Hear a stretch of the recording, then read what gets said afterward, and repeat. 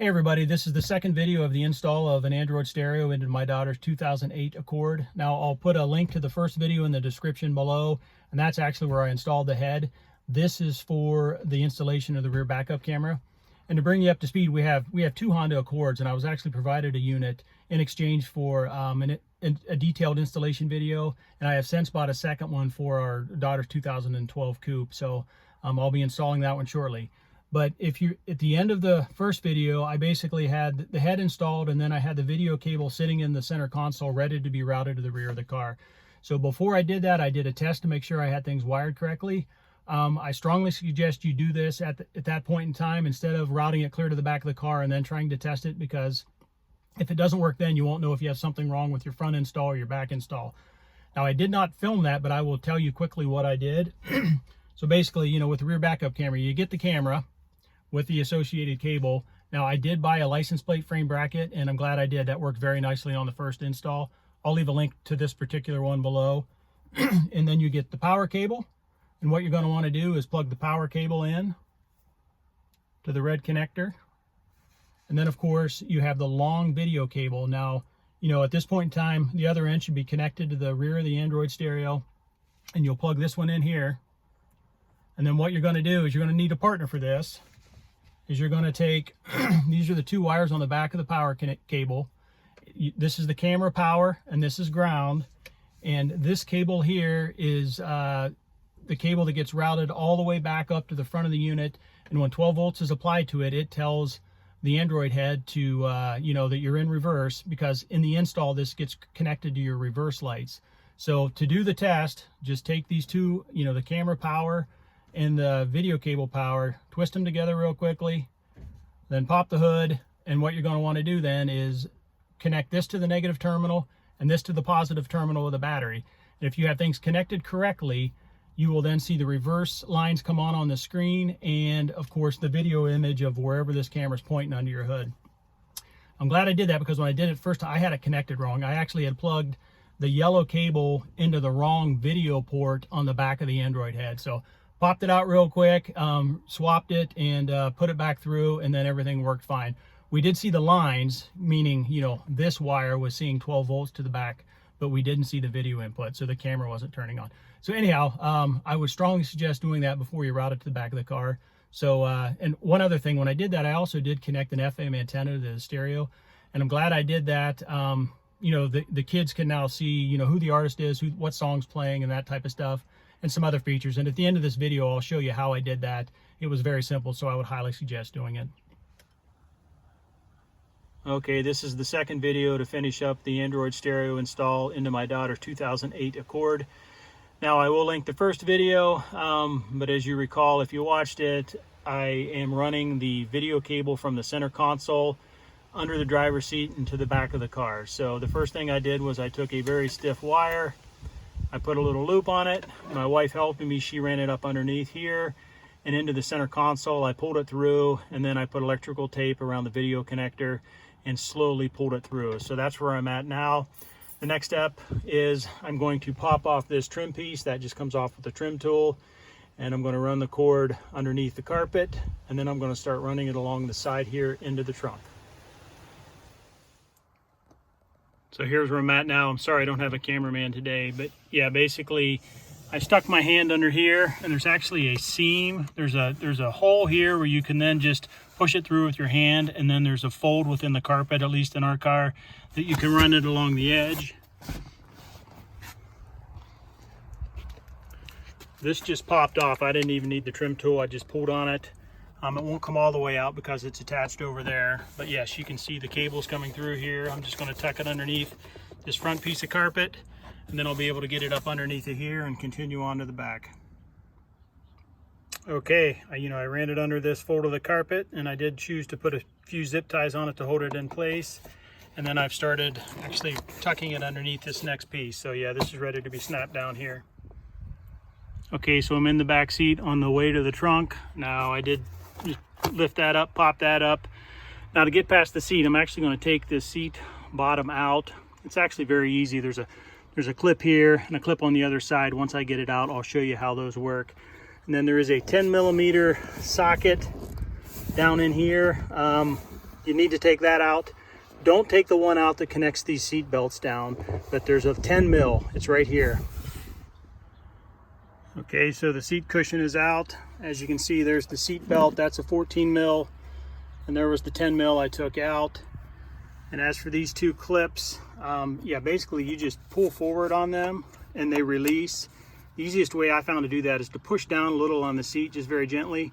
Stick your fingers underneath, give these a tug, and then once it's pulled out, then lift up on the front of the seat. And yeah, two of them, then that lifts right out. So now I just have a little bit easier access to the trunk and getting things wired through here. Okay, so basically I did pop this trim piece off. It just pulled right out. And as you can see, I have the video cable ran along this wire harness, and I do have some zip ties on there to make sure they stay out of the way.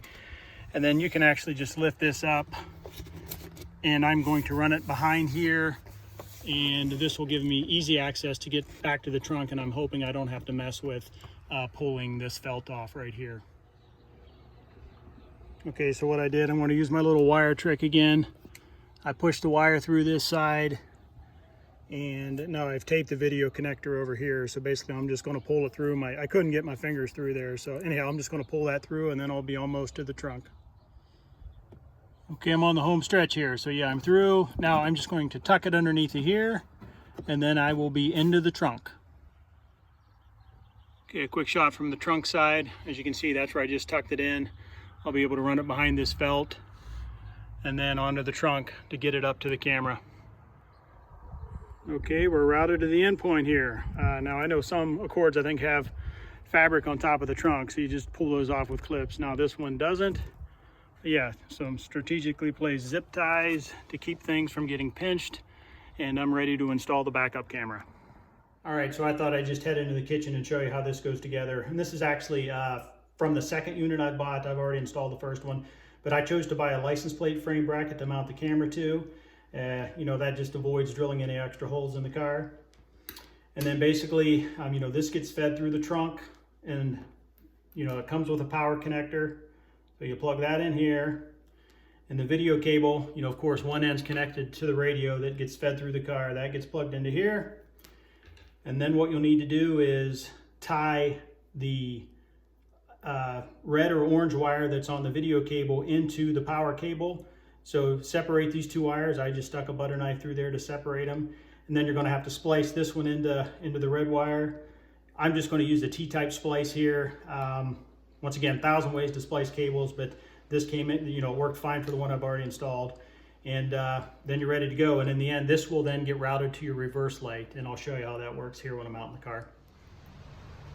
Okay, it's a windy fall day here in Iowa, so pardon some wind noise. But yeah, so the camera is now mounted onto the license plate frame bracket, and you can twist this up and down to set the angle you would like it.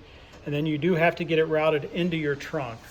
Now what I did, I would not suggest doing this, was you know, there was a clip I pulled out there, and I actually disassembled the video cable. There's a little circuit board in there, so I took it apart, desoldered it, ran it through, resoldered it.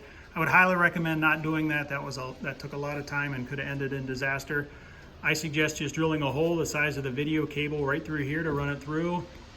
I would not drill it out here. I've seen other videos where people drill that out, but you're actually going through 2 pieces of sheet metal when you do that.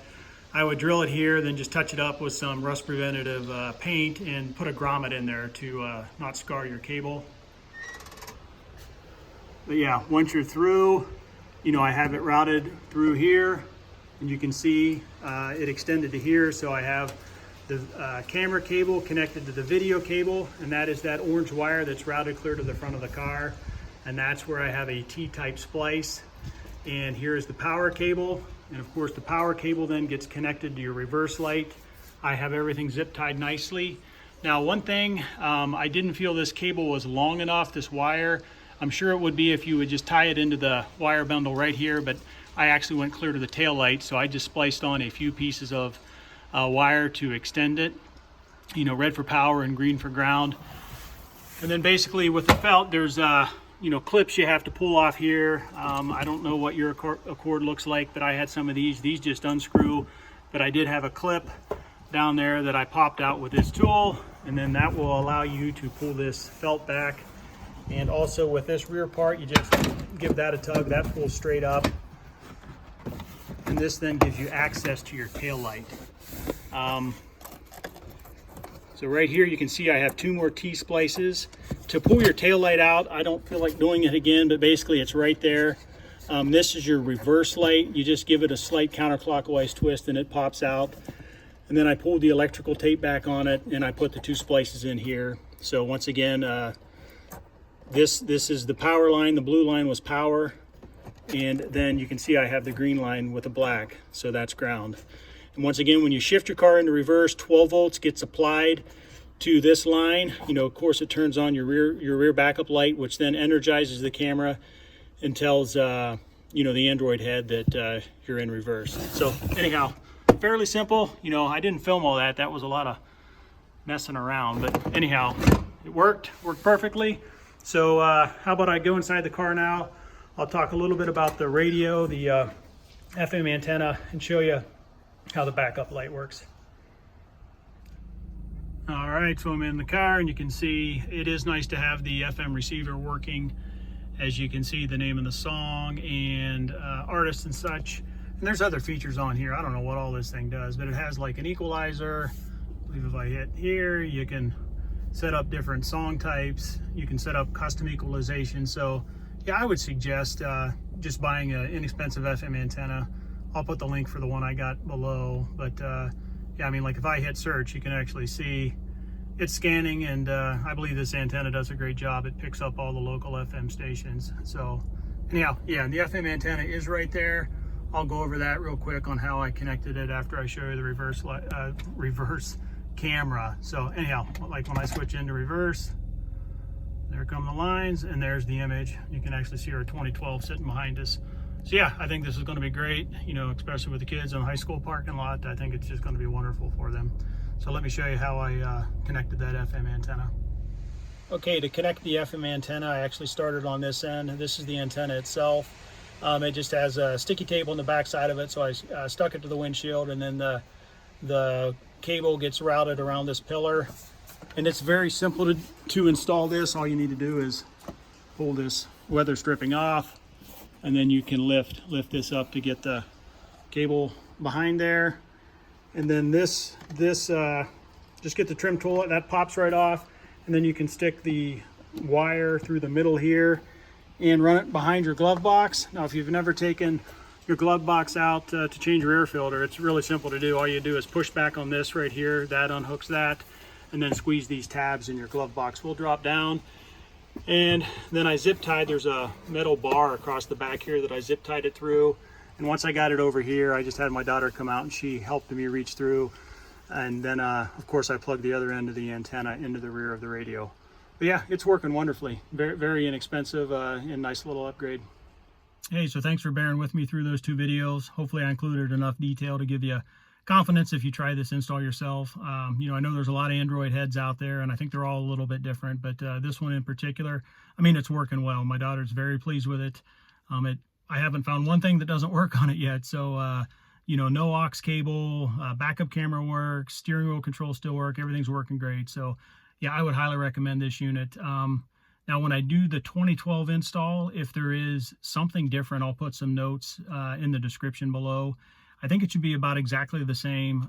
Now, it is a coupe, so the rear backup camera will be a little bit different. You know, the license plate frame's down on the bumper instead of on the trunk, so it should actually be easier to get mounted. I don't have to mount it, you know, run it along the trunk rails. So, and I also think there's a larger grommet hole somewhere down in there. I've seen some videos that you probably don't even need to drill if you have a coupe. So anyhow, highly recommend, and thanks for watching.